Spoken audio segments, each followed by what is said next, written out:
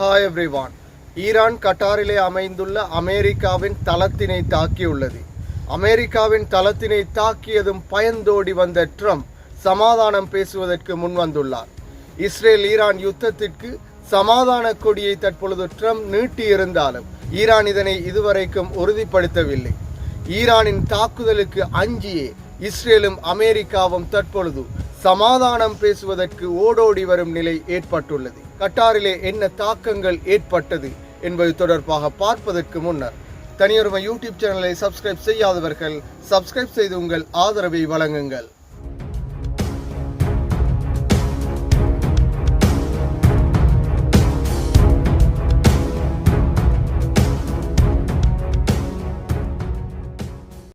Israel Iran யுத்தம் தொடர்ச்சியாக 12வது நாளாகவும் நடைபெற்று வரும் நிலையில் இந்த யுத்தத்தை தூண்டியவர்களாக அமெரிக்காவே இருக்கும் நிலையில் ரஷ்யாவிற்கும் ஈரானுக்கும் இடையில் பேச்சுவார்த்தை நடைபெற்று ரஷ்யா ஈரானுக்கு ஆதரவு வழங்குவதாகவும் கூறியிருந்த நிலையில் தற்பொழுது ஈரான் கட்டாரிலே அமைந்துள்ள அமெரிக்கா தளத்தினை நோக்கி ஏவுகணை தாக்குதலை நடாத்தியிருந்தது.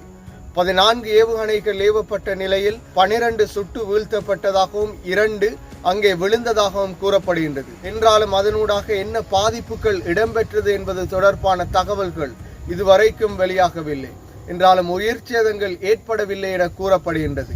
ஒரு பக்கம் ஹோமஸ் நீரிணை மூடப்பட்ட நிலையிலும் தற்பொழுது கட்டாரிலே அமைந்துள்ள அமெரிக்கா தளம் தாக்கப்பட்ட நிலையில் மத்திய கிழக்கு நாடுகள் அனைத்திலுமே அமெரிக்காவின் தளங்கள் காணப்படும் நிலையில் அமெரிக்காவின் தளங்கள் தாக்கப்படலாம் என்று பயந்து ட்ரம்ப் உடனே ஓடோடி வந்தவராக சமாதான உடன்படிக்கைக்கு சமாதானம் பேசுவதற்கு முன் வந்துள்ளார்.